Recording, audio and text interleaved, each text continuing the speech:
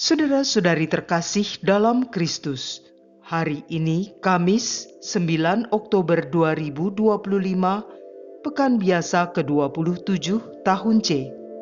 Bacaan dibawakan oleh Francisca Romana Susan dan Mary Melinda.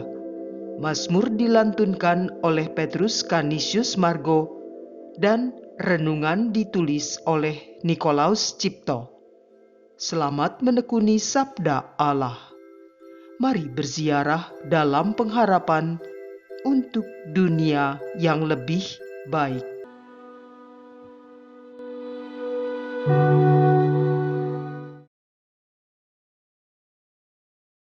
Dalam nama Bapa dan Putra dan Roh Kudus. Amin.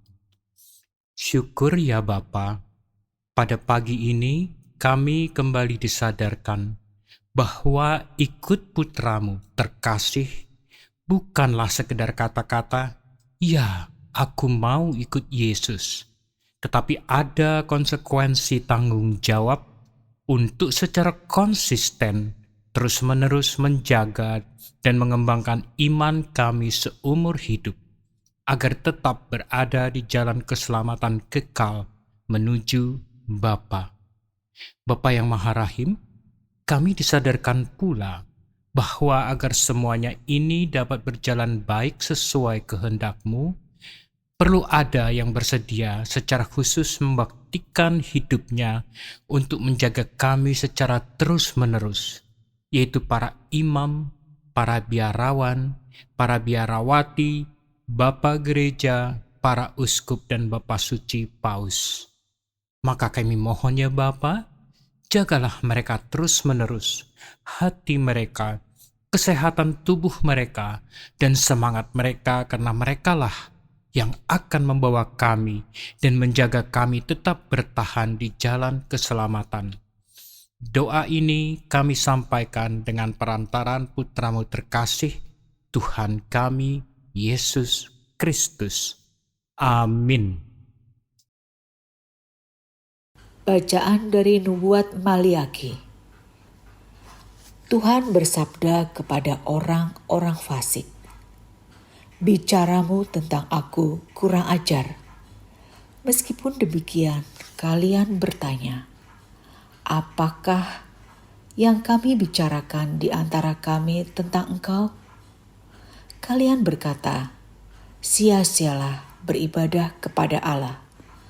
Apakah untungnya kita memelihara apa yang harus dilakukan terhadap Allah dan berjalan dengan pakaian berkabung di hadapan Tuhan semesta alam? Itulah sebabnya kita memuji bahagia orang-orang yang gegabah, sebab mujurlah orang-orang yang berbuat jahat itu. Mereka mencobai Allah, namun luput juga. Sebaliknya orang-orang yang takwa berbicara demikian. Tuhan memperhatikan dan mendengarkan kita. Sebuah kitab peringatan ditulis di hadapannya bagi orang-orang yang takwa kepada Tuhan dan bagi orang-orang yang menghormati namanya. Mereka akan menjadi milik kesayanganku sendiri. Sabda Tuhan semesta alam. Pada hari yang kusiapkan, aku akan mengasihani mereka sama seperti seseorang menyayangi anaknya yang melayani dia.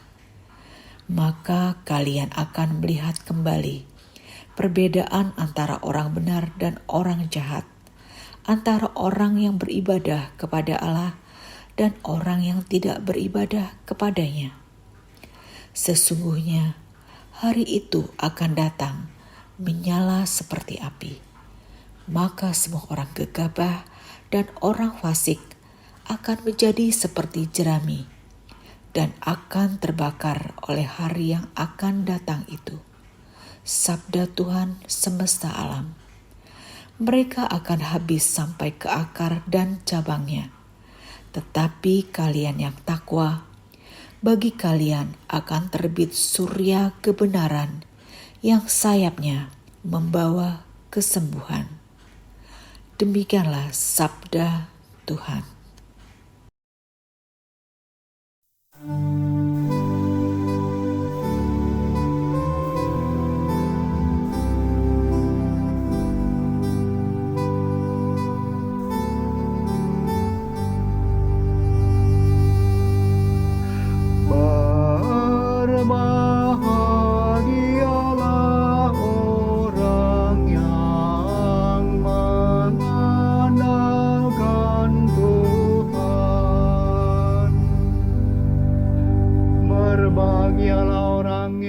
tidak berjalan menurut nasihat orang fasik,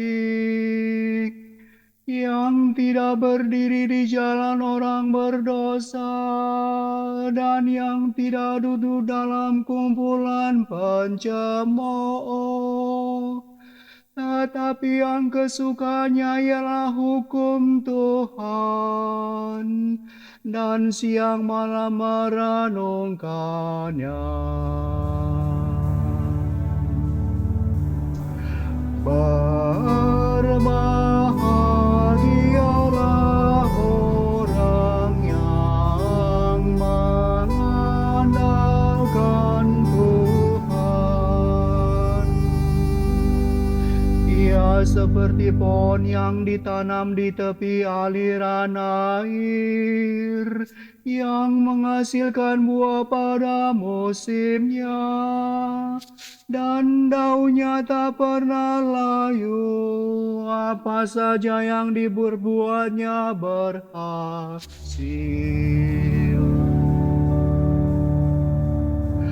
Berbahagialah orang yang mengandalkan Tuhan. Bukan demikianlah orang-orang fasik. Mereka seperti sekam yang ditiup angin. Sebab Tuhan mengenal jalan orang benar, tetapi jalan orang fasik menuju kebinasaan.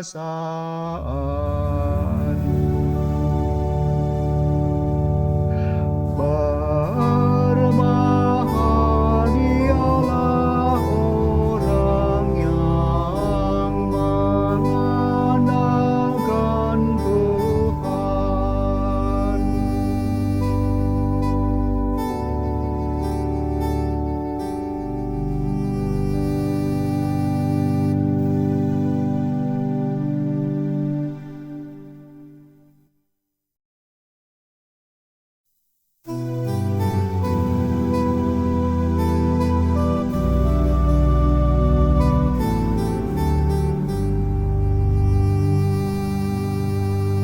Haleluya, haleluya, haleluya. Tuhan, bukalah hati kami, supaya kami memperhatikan sabda Anak-Mu. Haleluya, haleluya, haleluya.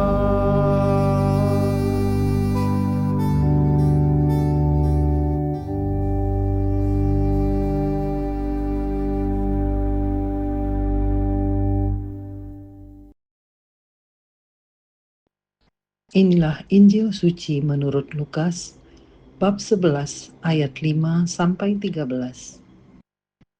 Pada waktu itu, sesudah mengajar para murid berdoa, Yesus bersabda kepada mereka, "Jika di antara kalian ada yang tengah malam pergi ke rumah seorang sahabat dan berkata kepadanya, 'Saudara, pinjamilah aku 3 buah roti, sebab seorang sahabatku dalam perjalanan singgah di rumahku, dan aku tidak mempunyai apa-apa untuk dihidangkan kepadanya.'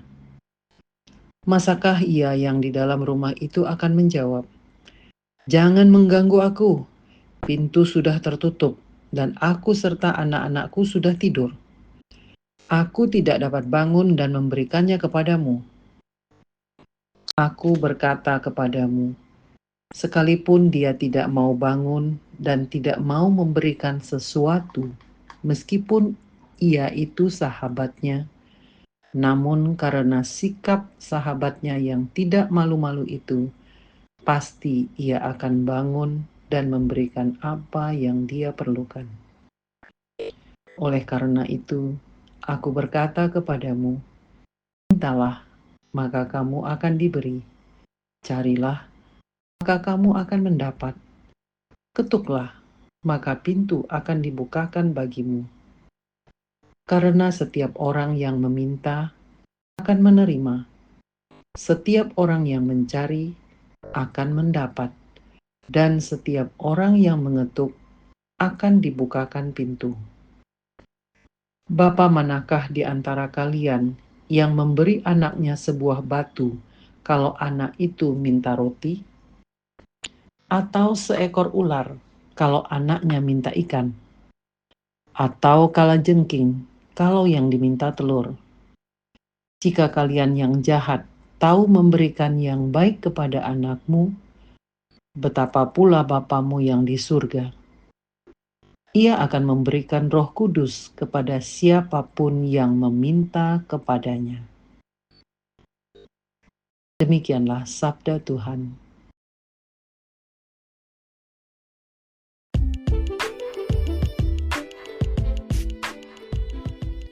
Mintalah dan kamu akan menerima.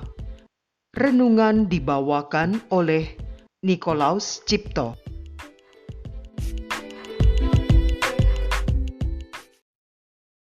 Bapak, Ibu, saudara-saudari yang terkasih dalam Kristus. Ada sebuah dongeng kecil yang saya temukan di internet. Suatu kali buaya tersesat dan tidak bisa menemukan jalan ke sungai.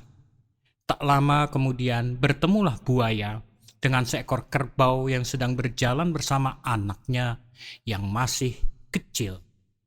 Lalu buaya menyapa dan meminta bantuan kerbau itu untuk mengantarnya ke arah sungai.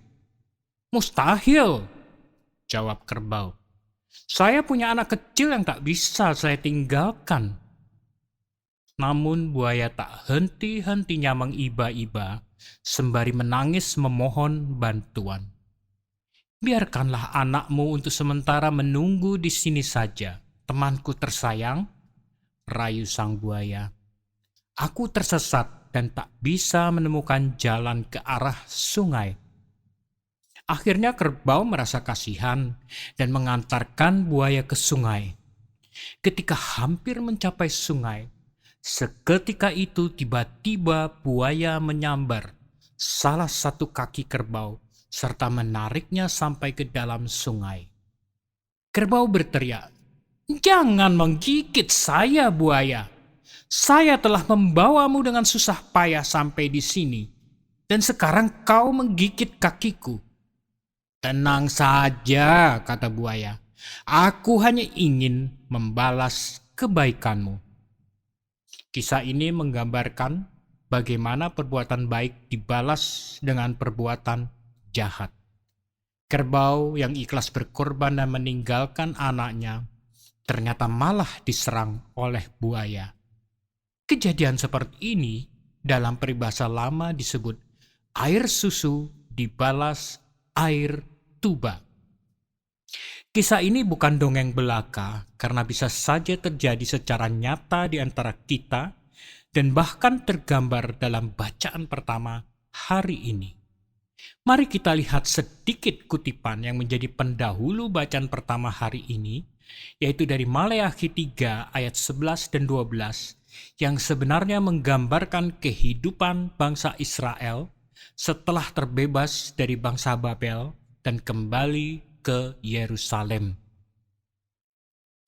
"Aku akan menghardik bagimu belalang pelahap, supaya jangan dihabisinya hasil tanahmu, dan supaya jangan pohon anggur di padang tidak berbuah bagimu," firman Tuhan semesta alam. "Maka segala bangsa akan menyebut kamu berbahagia, sebab kamu ini akan menjadi negeri kesukaan," firman Tuhan semesta alam. Jelas, kutipan ini menggambarkan betapa baiknya Tuhan yang telah menjaga tanah pertanian mereka dari hama dan membuat tanaman mereka subur. Bangsa Israel telah dipulihkan kehidupannya setelah sempat menjadi bangsa yang terbuang di tanah Babel.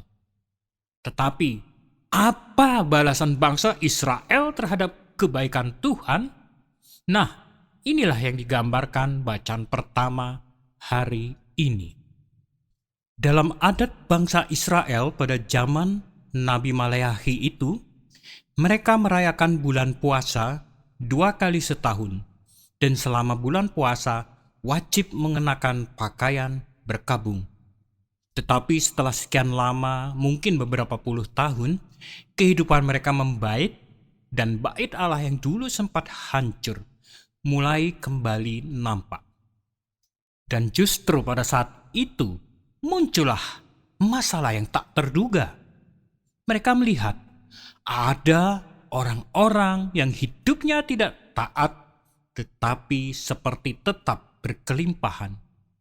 Ini menimbulkan gerutu yang tidak baik. Untuk apa tetap taat pada Tuhan kalau ternyata menjadi taat ataupun tidak, ya sama saja. Bahkan terkadang yang tidak taat malah hidupnya berkelimpahan. Suatu kegelisahan yang masih relevan pada zaman sekarang. Dan tanpa disadari, sikap ini melukai Tuhan. Ini adalah air susu dibalas air tuba. Apakah selamanya demikian? Sama sekali tidak. Bapak, Ibu, saudara-saudari yang terkasih dalam Kristus. Bacaan pertama menjelaskan pada akhirnya akan tiba saatnya semua keadaan akan berbalik. Yang tidak taat akan Tuhan dan fasik akan disingkirkan. Sebaliknya yang tunduk dan taat akan Tuhan akan masuk dalam kemuliaan cinta kasih Tuhan. Kita tidak akan pernah tahu hari tersebut, dan bisa saja itu adalah suatu hari yang pribadi di masa hidup kita, tetapi juga bisa akhir zaman. Sebut saja hari tersebut adalah harinya Tuhan. Pertanyaannya, bagaimana bisa diyakini bila hari itu tiba, Anda dipandang Tuhan dan Anda selamat? Ada satu jawaban yang dijelaskan dengan panjang lebar melalui kutipan bacaan Injil hari ini, yang intinya Anda hanya bisa berharap. Tetapi Tuhan mengatakan dengan tegas, mintalah maka akan diberi. Tentu saja hal ini hanya berlaku jika yang diminta adalah sesuai dengan kehendak Tuhan. Ada yang dikatakan, Bapa, manakah di antara kamu jika anaknya minta ikan daripadanya, akan memberi ular kepada anaknya itu ganti ikan? Sehingga walaupun Anda hanya bisa berharap, jika Anda meminta yang baik dan sesuai kehendak Tuhan, Anda akan diberi, karena permintaan yang dipandang Tuhan baik akan menyenangkan Tuhan dan Anda menerimanya. Bapak, Ibu, saudara-saudari yang terkasih dalam Kristus. Di jalan Tuhan, Anda tidak perlu khawatir jika tidak mengerti bagaimana harus menempuh jalan Tuhan. Yang dibutuhkan adalah tekad kuat dan keyakinan yang dalam untuk meminta kepada Tuhan. Tuhan akan mendengar permintaan Anda, dan keberadaan Anda di jalan Tuhan akan sangat subur. Sedemikian suburnya sehingga mendatangkan buah-buah roh yang amat sangat melimpah.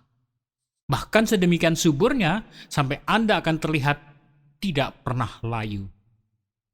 Tahukah Anda bahwa hal ini terlihat sangat jelas pada orang-orang kudus yang sudah meninggal? Tentunya Anda banyak mendengar tentang kejadian mukjizat yang dapat terjadi ketika Anda berdoa melalui seorang kudus atau menyentuh tubuh atau relikui orang kudus yang sudah meninggal. Dan tubuh orang kudus tersebut tidak pernah rusak atau membusuk setelah ratusan tahun meninggal. Sebenarnya itu adalah bukti mukjizat fisik yang amat nyata dari apa yang dikatakan dalam Mazmur. Ia seperti pohon yang ditanam di tepi aliran air, yang menghasilkan buahnya pada musimnya dan yang tidak layu daunnya, apa saja yang diperbuatnya berhasil. Marilah berdoa. Bapa yang Maha Rahim, seringkali dalam perjalanan hidup, kami sering lupa dan melihat segala sesuatu di dunia ini secara pandangan dan pengertian pribadi, bukan pandangan dan pengertian Engkau. Apalagi ketika cara pandang ini membuat diri ini kecewa dengan Engkau. Kami sadar sekarang bahwa ini menyakiti Engkau. Namun demikian maha rahimnya Engkau. Walaupun kami sering menyakiti Engkau, Engkau tetap mengasihi.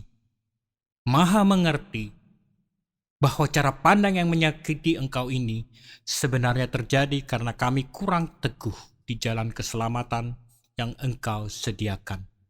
Maka kami pun mengetuk pintu anugerah-Mu. Berilah kami kekuatan untuk tetap bertahan di jalan keselamatan-Mu, apapun yang terjadi. Doa ini kami sampaikan dengan perantaran Putra-Mu terkasih, Tuhan kami, Yesus Kristus. Dalam nama Bapa dan Putra dan Roh Kudus. Amin.